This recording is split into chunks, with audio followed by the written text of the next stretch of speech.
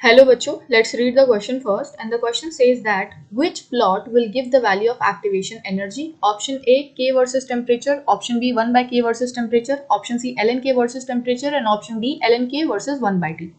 तो इस क्वेश्चन का अगर हम लोग की कॉन्सेप्ट देखें, की कॉन्सेप्ट तो वो होगा आर्हेनियस इक्वेशन।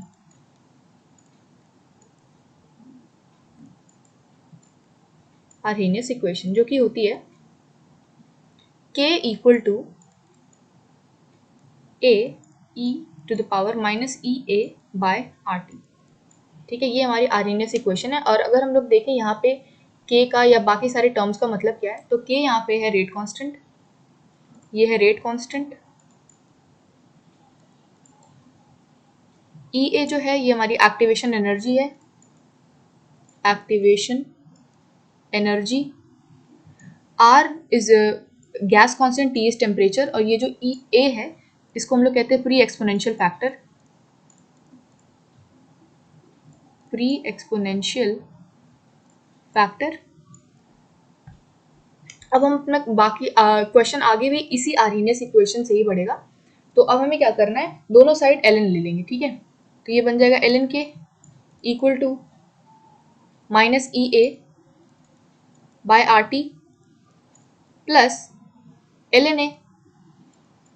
ठीक है, अब हम इसे कंपेयर करेंगे।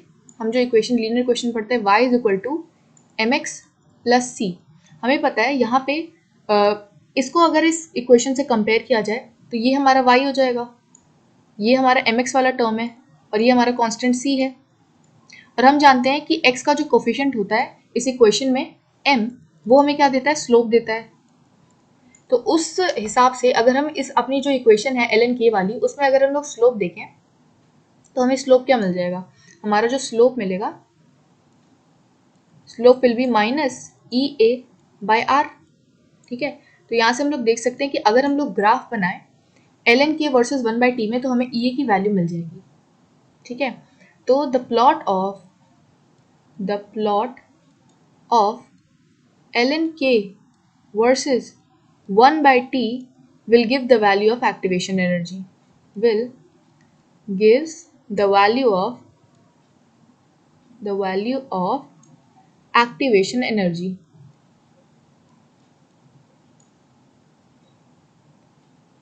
अब हम अपने ऑप्शंस चेक करें तो option D will be our correct answer, ln k versus 1 by t, answer will be option D.